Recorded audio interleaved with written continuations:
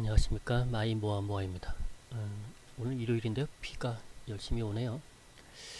일단 뭐 다른 거 보다가 그 기사 중에 이 신택에 대한 기사가 있길래 잠깐 이게 무슨 얘기인가 해서 봤는데, 뭐 부도 났다는 공시는 좀 본 것 같은데요.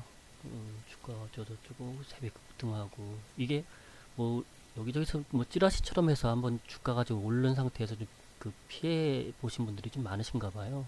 보니까 여기는 하나금투에서 공식적으로는 아니지 추천한 적은 없다 이러는데, 하여간 비공식적으로 뭐 그쪽에서도 뭐가 문제가 있었는지 뭐 이런 내용의 좀 기사가 있었고, 그래서 그렇다고 하면 실제로 이런 원래 그 주식 공부하는 게 좋은 주식을 찾는 것도 있지만, 일단은 그 좀 투자하기에 좀 깨름직한 종목들, 주식들은 기업들을 좀 배제하는 것도 리스크 그 관리 차원에서 좋다고 생각을 하거든요. 저 같은 경우도 그냥 주식이 망하는 지름길은 실제로는 그 한탕주의, 한 방에 그냥 크게 먹겠다고 하다 보면 그게 손실로 크게 다가오는 것 같아요. 저 같은 경우는 그래요. 돈도 크게 못 벌지만, 그렇다고 웬만하면 그 은행 이자만큼만 벌자, 그 이상만, 그만큼만 벌면 그죠, 안 되는구나. 차라리 그럼 은행에 넣죠, 그죠?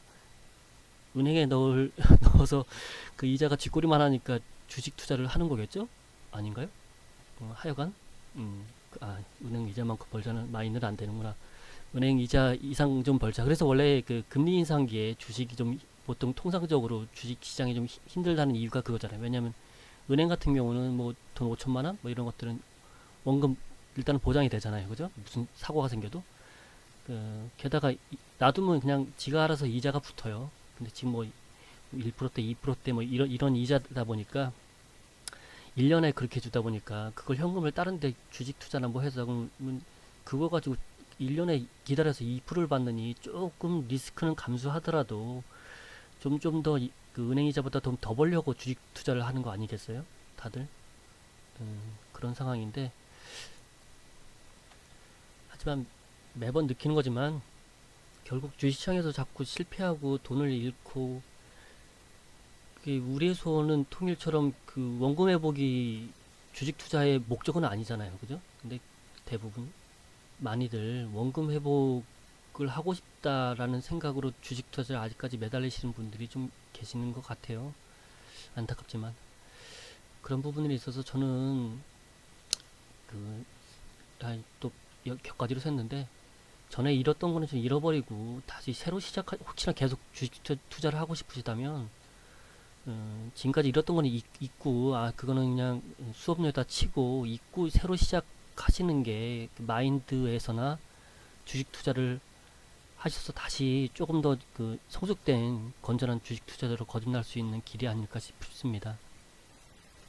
왜 그러냐면 똑같아요. 매번 저도 그렇지만 그 사람이 돈이 뭐 잠깐 뭐 1분 사이 몇 초 사이에 막 몇 프로가 왔다 갔다 하는 상황이다 보니까 굉장히 민감 예감 뭐라 그래야 되나, 그 예민해지기도 하고 많이 시달리죠. 스트레스도 많이 받고.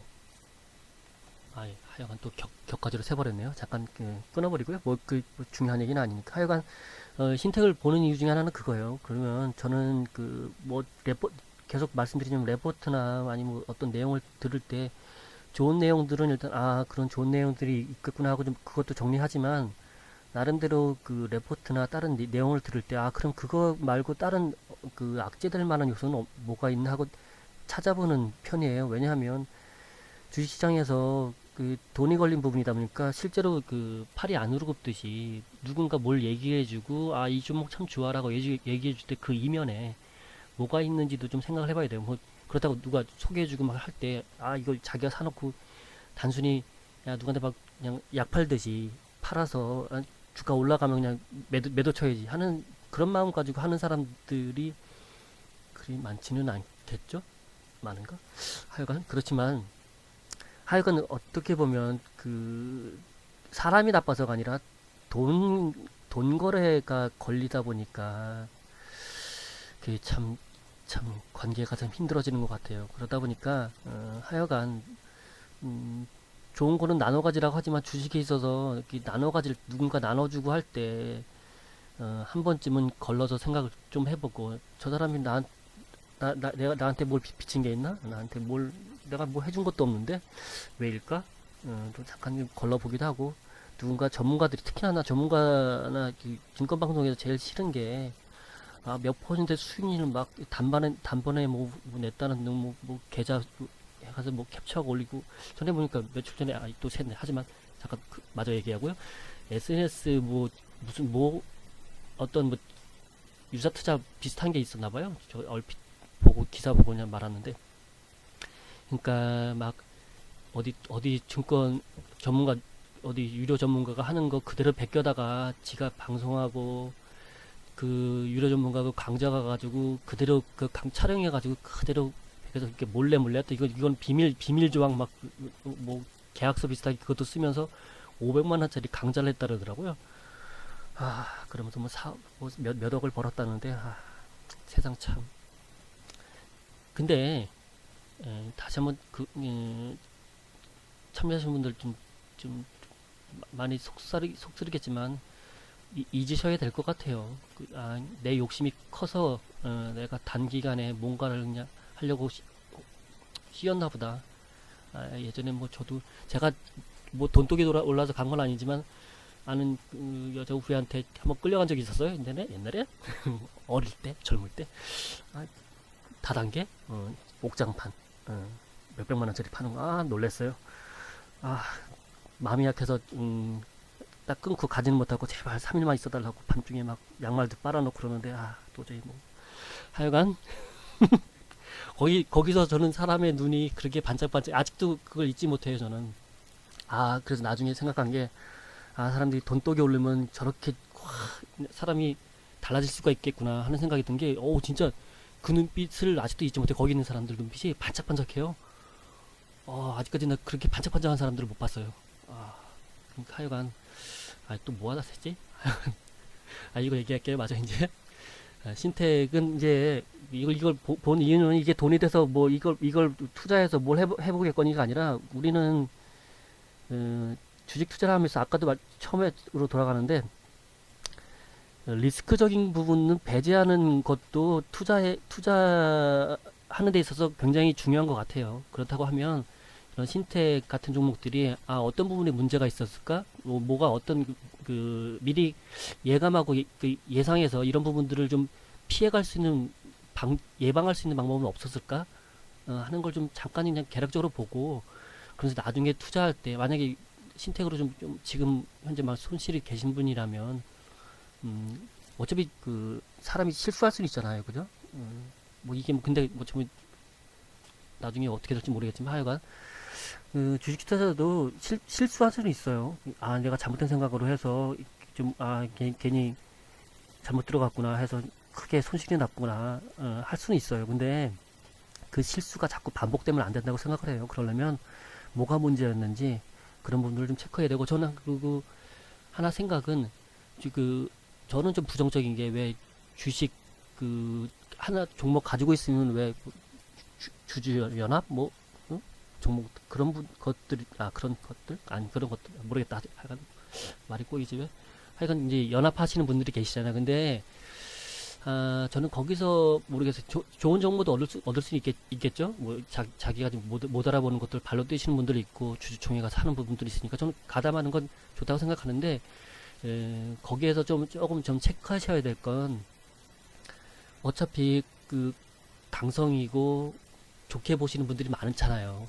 그러면, 저는 그 안에서 나쁘게 보고, 외적으로, 그러니까 사람들이 그냥, 보편적으로 이 부분은 좀 나쁜 부분인데 라는 부분들은 그 안에서는 좀 상쇄될 수가 있거든요. 그러니까 호재는 좀 키워지고 악재는 그건 별거 아닌 거야. 이게 되게 좋아. 라고 조금 이게 좀 비율이 남들이 생각하는 비율보다 좀 커질 수가 있거든요. 호재 쪽으로. 그러니까 저는 만약에 종목을 좀 고르고 얘기할 때 누군가 이 종목을 좀 어떤지 난 잘 모르겠다 좀 공부를 해봤는데 이런 부분에도 문제가 있고 하긴 하지만 난 이게 좀 호재가 좀 더 큰 것 같은데 라는 생각이 들 때는 이 종목을 들고 있는 사람들하고 말씀을 하실 게 아니라 저는 안 들고 있으면서 좀 주식을 알거나 좀 공부했거나 하는 사람들하고 같이 얘기해 보시는 게 좀 더 합리적인 방법이 아닐까 싶어요. 왜냐하면 그게 더 좀 더 제3자 입장에서 볼 수 있는 여건이 되니까. 하여간 또 샜고요. 하여간 봅시다. 예, 이게 좀 결국에는 저는 그 G스마트 글로벌도 좀 저도 잠깐 몇 주 전에 해서 말씀을 드렸지만 턴어라운드 기업 같은 경우는 그 성장성이 부각이 돼요. 그러다 그게 그리고 실적이 반영이 아직 안 된 거니까 당연히 성장을 하려면 돈이 필요하고 돈을 끌어 모아야 되니까 재무적으로 안 좋은 게 당연해요. 그거는 그게 안 좋은 건 그게 지금 당장 재무가 안 좋다가 다 안 좋은 기업들은 아니니까. 하지만 그 안에서 뭔가 회사가 감당할 수 있는 여력이 되는지는 그래도 좀 체크는 해야 된다고 생각을 해요. 약간 그렇고요. 이 뉴스가 있어 잠깐 그러면 차트상에서나 뉴스상으로만 봤을 때 뭔가 다른 감지되는 건 없었을까 하고 잠깐 봤는데 주가가 동전주에서 1,000원짜리로 좀 올라왔고요. 제가 여러분도 한번 요거는 뭐 해보시면 어떨까 싶어요. 뉴스나 공시 이런 분 왜냐하면 종목을 확인할 때 막 공시 찾고 검색하고 뭐 이러기 힘드니까 이런 것들 이렇게 좀 차트에다가 넣어놓으면 그 지표 추가로 넣어놓으시면 돼요. 그리고 뉴스보다 공시가 또 중요할 수도 있으니까 전 공시는 색깔을 바꿨거든요. 빨간색으로. 그래서 주가가 올라갈 때 어떤 뉴스들하고 공시들이 있었는지를 이렇게 이렇게 마우스를 가져다면 캡처한 거라서 안 보이는 거고요. 마우스를 가져가면 확인할 수 있어요. 이런 뉴스 때문에 떨어졌구나. 이런 소식이 있고 이런 공시 때문에 떨어지고 뭔 소식 때문에 올라가고 이런 부분들 체크하시는데 이게 참 유용한 것 같아요. 딱히 그냥 검색하고 막 그런 것보다 바로바로 종목들 볼 때 여기다 그냥 종목 치면 바로 이렇게 확인이 되니까 공시나 뉴스들을 대충 대신 뉴스는 엄한 뉴스들이 좀 포함될 수도 있어요. 뭐 이게 그 안에 뭐 이상한 스탁론 이러면서 되면 뭐 거기 여기 추가가 되기도 하고 그런 것 같아요. 하여간 그 기술적 분석으로는 여기 부분 파란색 나오는 데 있죠. 제가 좀 안 좋아질 때는 제가 좀 LRL 지표를 쓰는데 이 밝은 초록 해냈다. 밝은 초록 그 아래에 내려가면 좀 푸르딩딩한 색깔이 되면서 얘는 좀 조심하자. 왜냐면 저는 차트를 좀 시각적으로 하는 걸 좋아하는데 요즘 보면 뭐 티레이던가 유안타증권도 그렇고 요즘 증권사 증권방송 보다 보면 막 색깔로 이게 알록달록 돼 있잖아요. 근데 전 그런 방법 좋다고 생각을 해요. 왜냐면 뭐 이평선 보고 막 이런 것도 있는데 이게 좀 따져봐야 되잖아요. 그죠? 이평선의 각도가 살아있고 얘는 어쩌고저쩌고. 근데 어떤 그 자기가 크게 아니면 중요하게 생각하는 어떤 포인트가 있는 거를 저렇게 강세 약세 패턴으로 만들어 놓고 볼 때 왜냐면 그 어떤 종목을 막 볼 때 확 빠져들면 이게 막 이평선이 꺾이고 내가 생각하는 원칙상 나는 이평선 꺾인 것들을 안 봐 막 이러지만 어느 순간 홀려요. 막 차트에 막 많이 홀려요. 예. 그저 당구 배우다 보면 이렇게 천장에 당구다이 보이고 막 이렇게 좀 보이는 것처럼 막 이렇게 차트를 계속 보다 보면 차트 속으로 빨려 들어가서 그냥 이게 하여간 또 샜다. 자꾸 시간을 줄여야 되는데 하여간 이건 제가 개인적으로 하는 거고 좀 불편하시더라도 참으세요. 자, 미치겠다. 하여간 농담이고요. 하여간 그 차트상으로는 이게 12일 날인데 뉴스가 있었어요. 보니까 그죠? 뉴스가 있었고 공시 신택 대출금 50억 원 연체 발생했다고. 재무적으로 좀 있는 거죠. 연체 대출금 대출금 이자를 연체했나 보죠. 하여간 그 있고 나서 며칠 후에 이제 좀 계속 뭐가 공시가 몇 개 떴고 그리고 나서 이제 좀 이 상태가 된 거예요. 자, 그러면 내용을 좀 하나씩 보자고요.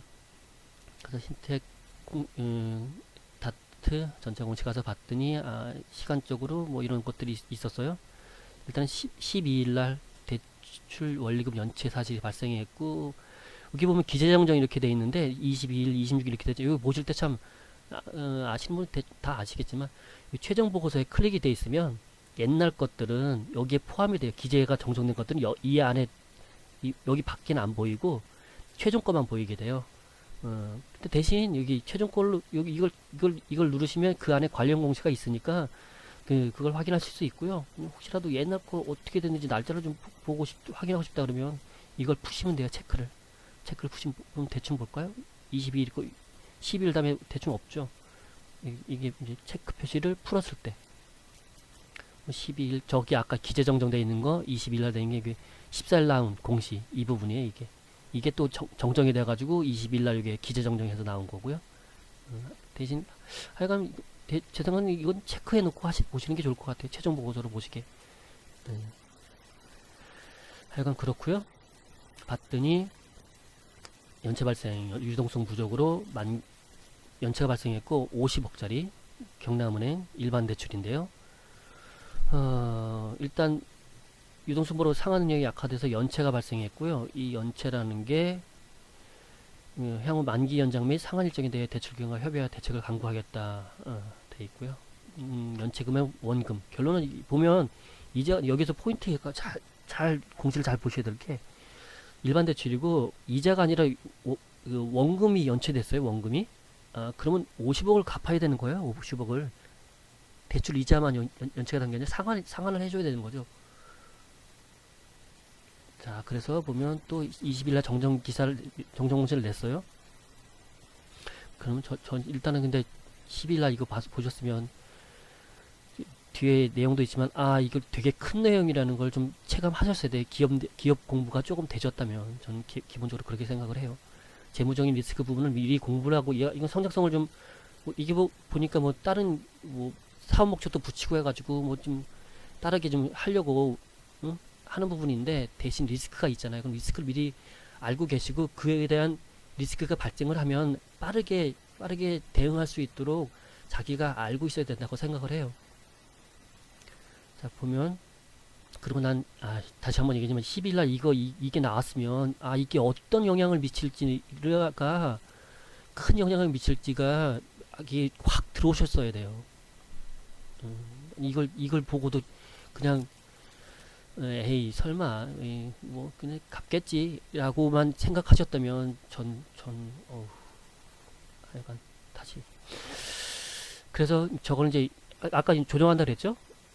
그래서 얘기가 50억 중에서 상환을 절반 정도 하고 갚고 나머지는 만기 연장을 하는데 날짜를 잘 보세요. 날짜 7월 20일에 7월 20일 6월 20일 한 달 남겨 한 달 다시 20몇 억을 갚아야 돼요. 장기가 아니라 이게 단기란 얘기예요. 단기 대출. 하여간 그러고 이건 또 왜지? 하여간 그 얘기예요. 이게 순서가 바뀌었구나. 10일날 이게 났고 11일날 14일날 죄송합니다. 14일날 5억 원 일단 상환할게 만기 연장을 이게 거꾸로 됐어요.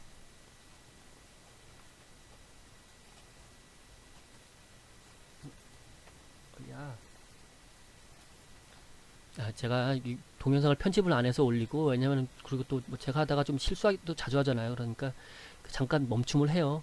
잠깐 멈춤을 하고 어차피 보시는 분들도 제가 실수하는 것까지 해서 이거 방송 길어봤자 그죠? 듣는데 시간 낭비하시잖아요. 그런데 가끔씩 제가 잘못 눌러요 키를. 하여간 10일날 이렇고 14일날 난 게 5억 원을 상환하겠다. 대신 이걸 만기를 좀 해달라. 45억 20일까지 22 근데 22일까지예요? 게다가 이런 며칠 안 되죠. 야. 그러고 나서 이제 20일날 은행이 또 그랬나 보죠. 야 그렇게는 안 되겠다. 야 이거 상환해라. 20일 그렇게가 아니라 상환을 다 못했나 보죠. 이런 그러다 보니까 25억만 상환된 거예요. 제발 좀 기업에서 신택에서 제발 좀 살려달라고 그랬나 보죠. 그래서 만기 연장을 또 했어요.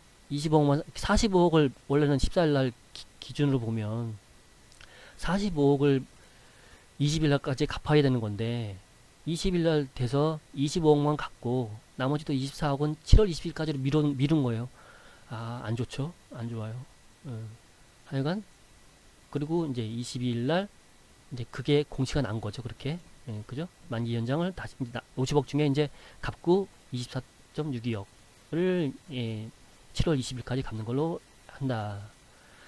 했는데 또 나왔어요. 그죠? 26일날 대출 원리금 연체 사실 발생인데 이게 뭐냐면 이거는 다른 대출이에요. 아까 대출 종류 보시면 일반 대출이었죠. 이걸 보시면 저도 찾다가 얘는 도대체 뭔지 잘 모르겠어요. 근데 대출 종류를 보면 전자방식 외상 매출 채권 담보 대출. 그러니까 매출 채권이 있을 거 아니에요. 그걸 가지고 저거는 일반 대출 단기로 그냥 우리 1년 이내에 그냥 갚겠다 상환하겠다는 조건으로 그냥 아니면 보통 갱신을 하죠. 갱신하는 단기 차익을 받은 거고, 얘는 외상 매출 채권 가지고 그걸 담보를 맡겨서 돈을 빌렸는데, 이것도 보면 연체 금액이 이자가 아니라 원금이에요. 원금. 그 체크 되시나요? 무슨 얘기냐면 지금 만기 도래하는 것들이 계속 있다는 얘기예요. 그러면 그죠? 아, 야, 이런. 근데 잘 생각을 해보세요. 얘만 있었을까? 경남은행만? 아, 참, 뒤로 쭉 갑시다. 하여간 그렇고요. 그래서 6월 27일 날 부도 발생을 한 거죠. 예금 부족. 어쩌고저쩌고. 이걸 못 갚아서, 또 못 갚아서 부도 났어요. 그죠? 경남은행 창원 사업부.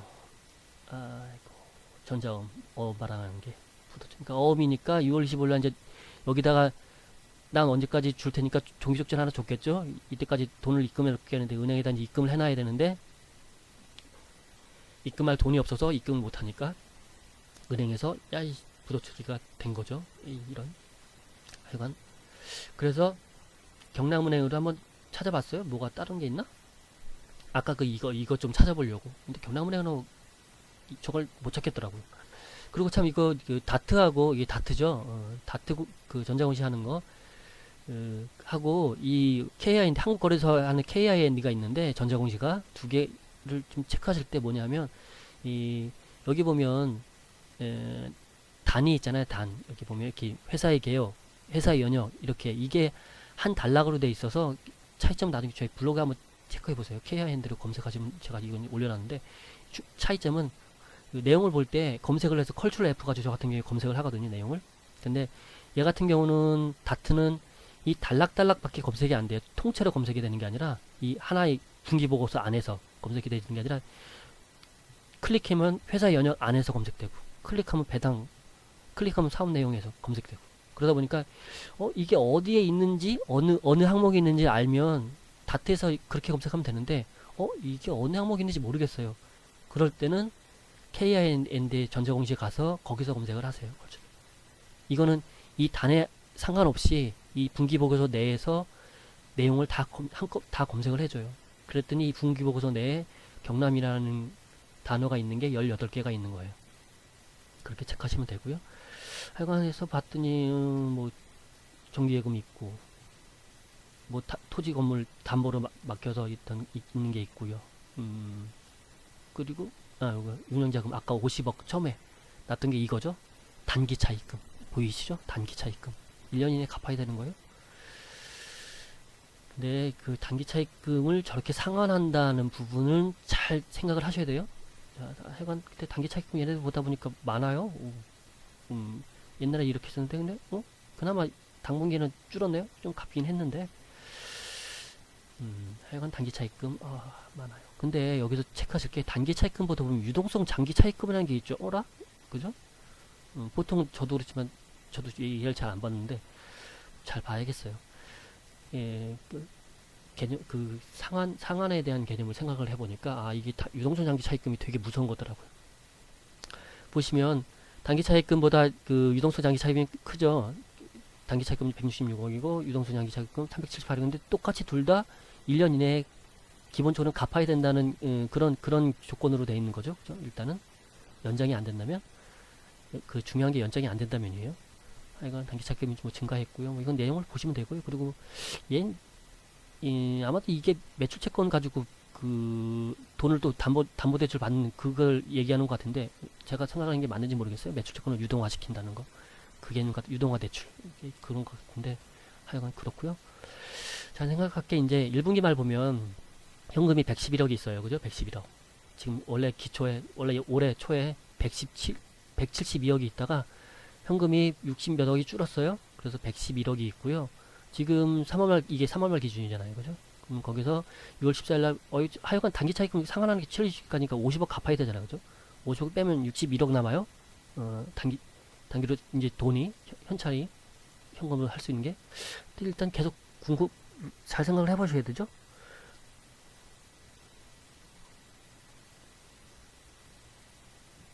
내가 계산, 야, 이건 아니다.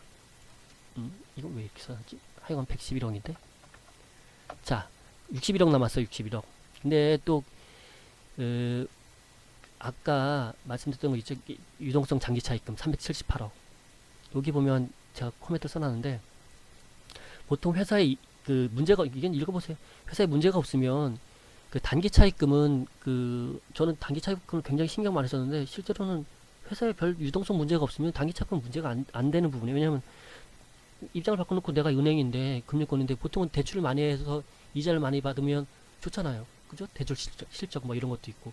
회사가 문제가 없고, 대출 이자 꼬박꼬박 갚고 그러면, 굳이 단기 대출 1년씩 계속 만기되는 거, 그냥 연장해줘도 문제는 없잖아요. 왜냐면, 제가 비유가 적절한지 모르겠지만, 저도 그렇지만, 마이너스 대출 받잖아요. 그죠? 그게 뭐 3년, 5년짜리 보통 아니잖아요. 1년 아닌가?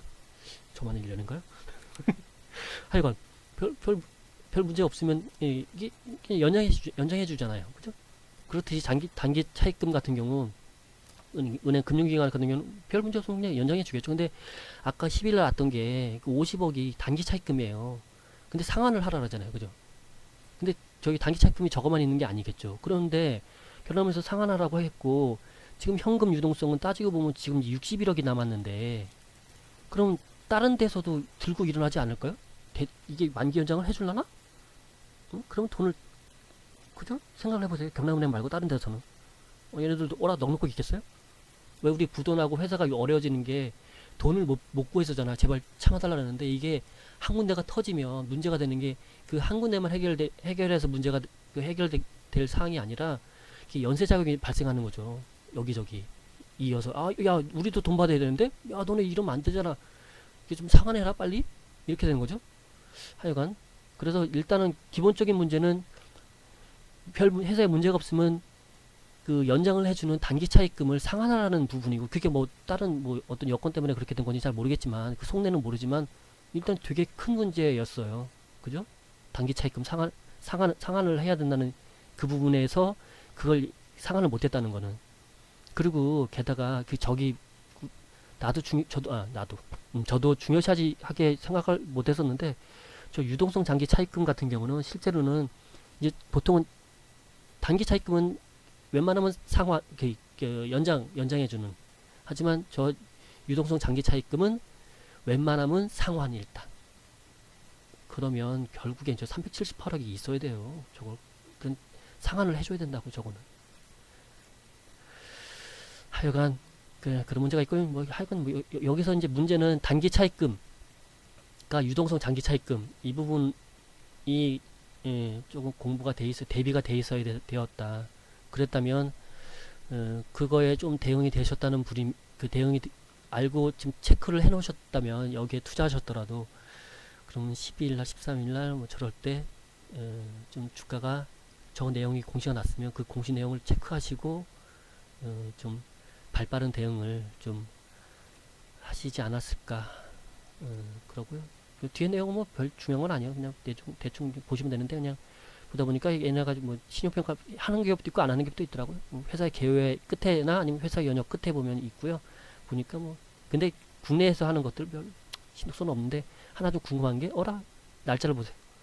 3월, 4월. 이게 한솔신텍에서 신텍으로 가면서 좀 바뀌어서 그런지 모르겠는데, 4월, 5월 이렇게 했는데, 다른 데니까, 한국기업 데이터, 나이스세이브. 올해 없네요. 4월, 5월. 왜일까? 왜지? 그래요. 하여간, 그랬고요. 잠깐. 왜 사업 보고서를 붙여놨지? 1분기 보고서. 잠시만요. 네, 죄송합니다. 제가 사업 보고서를 붙여놨네. 1분기 보고서를 바꿨고요. 보니까 저는 왜 없지? 계속 그러고만 있었어요. 근데 있네요. 있는데 잠 체크하실 게, 보시면 이크레더블이 이제 했던 게 작년보다 등급이 떨어졌어요. 보이세요? 웬만하면 안 떨길 텐데. 그렇지 않나? 하여간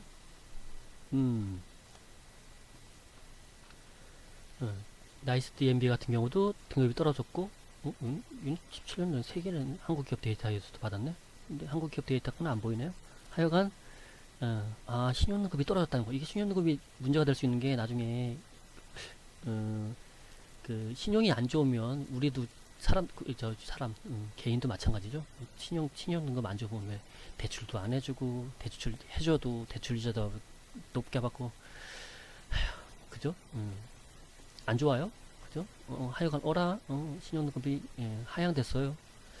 자 체크하시고 내용은 좀 가끔씩 등급 평가에 대한 내용이 좀 있길래 봤고 어제 했던 제이코텐들이 생각이 나서 한번 봤더니 얘네는 BBB인데 밑에다가 이게 등급의 정의 이런 거까지 써놨더라고요. 얘는 그런 게 없어요.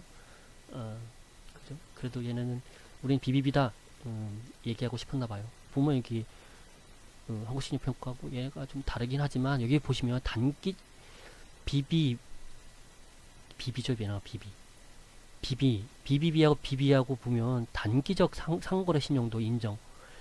BBB는 양호한 상거래. 요게 참 그죠? 그렇고요. 여기 보면 원리금 지급 능력에 당면한 문제는 없으나 장래의 안정성 면에서는 투기적인 요소가 BB 이렇게 되는 거죠. 여기 보면 BBB는 원리금 지급 확실성. 그렇대요. 하여간 그렇고요. 그래서 삼성전자도 좀 궁금해서 봤더니 얘네는 S&P하고 무디스에서 받는 거죠. 요즘에 계속 우리나라 북한과의 관계가 좀 개선되면서 신용등급 상향 얘기가 좀 나오죠. 어떻게 될지 모르겠네요. 7월 8월에 나오네. 그죠? 정기평가로. 하여간 보면 또 이제 이자율을 좀 검색을 해봤어요. 그랬더니 안 좋은 애들 신용등급 안 좋고 하면 신택 6%, 6.58 남들 저금리라는데 이 모양이네요. 장기차익금도 그렇고 하여간 그렇고요. 재무제표 분석을 한번 봤더니 밸류툴이라고 쓴 거예요. 수명급 마이너스 502억. 그런 이런 데서 이제 체크하실 게 자본금하고 자본잉여금 이익잉여금을 잘 보셔야 되는데 이것도 내려왔구나. 놔두자. 원래 밑에 있던 건데 올라버렸네. 하여간 보시면 이익잉여금이 마이너스죠. 300몇억 막 이렇게 됐는데 어느 순간 그 자본금이 늘어나죠. 결론은 뭐냐면 이게 증자가 됐다는 얘기죠. 증자되면서 자본잉여금 왜 500원짜리를 1000원 액면가 500원짜리를 1000원에 팔면 500 나머지 500원은 자본금으로 들어가고 나머지 500원은 자본잉여금으로 들어가고 그러다 보니까 잉여금이 커지는 거예요. 근데 이게 잘 체크하실 게 어느 포인트를 잘 보셔야 될 게 지금 얘네 총 자본이 지금 490억, 308억 이렇게 됐는데 어느 순간 633억으로 늘긴 했죠. 근데 831억, 430억 줄기 시작했어요. 왜냐면 이익잉여금 보시면 작년에 특히나 작년에 마이너스가 되면서 이게 지금 총 자본하고 이 자본금 차이하고 조금씩 갭이 줄어들었죠. 그죠? 지금 여기 어느 순간 커지다가 그죠? 줄고 그러고 나서 증자하고 이러면서 요거 가끔씩은 이런 부분들은 이제 자본량을 회피하기 위해서 증자를 해서 자본잉여금을 늘려가지고 자본금 잠식을 좀 피하려는 상황이 될 수도 있거든요. 그런 부분들은 좀 또 이런 부분들에 있어서는 좀 체크하셔야 될 부분이었고 그렇다고 치면 한 100억도 차이가 안 나죠. 여기 보이는 자본금하고 여기 보면 지금 419억이니까 자본이 그러면 총 자본이 그럼 자기 자본이 그러면 이제 나중에 이제 올해 만약에 이 기업이 계속 이제 사업을 이어간다 치면 그리고 다른 데서 뭐 증자를 안 하고 한다 치면 100억 이상 손실이 나면 이 기업 같은 경우는 자본 잠식에 빠지는 거예요. 그렇게 체크하시면 되고요. 그리고 이제 차입금 같은 경우 보면 차입금 비중 자본 대비 150%. 그러니까 자본이 지금 419억인데 한 600억대가 된다는 얘기겠죠? 차입금이 647억 그죠? 150%니까 자본이죠. 그렇고요. 그럼 영업이익도 작년에 마이너스 306억이에요. 이건 연한산이니까 그렇게 체크하시고요. 1분기인데 1분기에도 좀 영업이익이 줄었다는 얘기는 마이너스라는 얘기겠죠. 그리고 많이 나가는 게 영업이익 외적으로 보면 금융손익이 마이너스 많이 나가는데 당연히 차입금이 있으니까 당연히 이자 비용이 많이 나가겠죠. 시간이 34분에 빨리 할게요. 30분 이내로 길어도 한다고 말씀드렸는데 이게 쭉 읽어보세요. 보시면 대충 포인트가 이렇구나. 이게 뭐 영업활동을 봤더니 이건 뒤져보려는데 뭐 뒤져볼 이유는 없을 것 같아요. 굳이. 근데 뭔가 지금 이게 부채 변동으로만 들어간 거지 당기 순이익이 안 나오는데 영업이 현금이익이 이렇게 됐다고 뭐가 의미가 있는지는 잘 모르겠어요. 하여간 내용 좀 보시고요. 아, 다 됐어요. 시간이 너무 끌어서 죄송합니다. 그냥 공고 차원에서 올린 거니까요. 참고하실 분들 참고하시고 나중에라도 이제 이런 부분들 이제 혹시라도 이제 성장성에 대한 부분 그 기업에 투자할 수 있어요. 그리고 옛날에 코스온도 그랬나? 코스온도 5천원, 6천원대 볼 때 그랬던가? 그것도 모르겠. 스마트 글로벌도 그렇고 헷갈리긴 하는데 하여간 그런 기업들은 이제 성장성으로 이제 볼 수 있어요. 그리고 그런 기업들 같은 경우는 성장을 하려면 돈이 필요하고 자본을 땡겨와야 되다 보니까 재무적으로 불안정할 수 있고 하지만 거기에서 뭔가 재무적으로 그 불안정한 부분을 미리 체크하시고 거기서 뭔가 삐끗할 수 있는 요인이 뭐가 있는지 체크하시고 그래서 공시나 이런 부분들 잘 좀 체크하시고요. 그리고 특히나 어떤 기업에 투자하시는 분이시면 그 스마트폰이나 이런 그 다트 전자공시 어플 있잖아요. 그런데 보면 그 관심 종목이나 매수한 종목들 등록을 해놓으셔서 그 공시나 이런 거 나는 것들 꼭 좀 잘 챙겨 보시고요. 대신 그 다트 같은 경우는 그 공시가 아마 관심 종목으로 10개밖에 안 되던가 그럴 거예요. 아니면 요즘은 텔레그램 많이 있잖아요. 텔레 공시보시라고 있어요. 텔레그램으로. 그거 같은 경우는 그 관심 종목 넣어놓는 게 그 제한이 없어요. 그런 것들도 한번 좀 활용을 해보시면 어떨까 싶습니다. 예, 이만 마치겠습니다.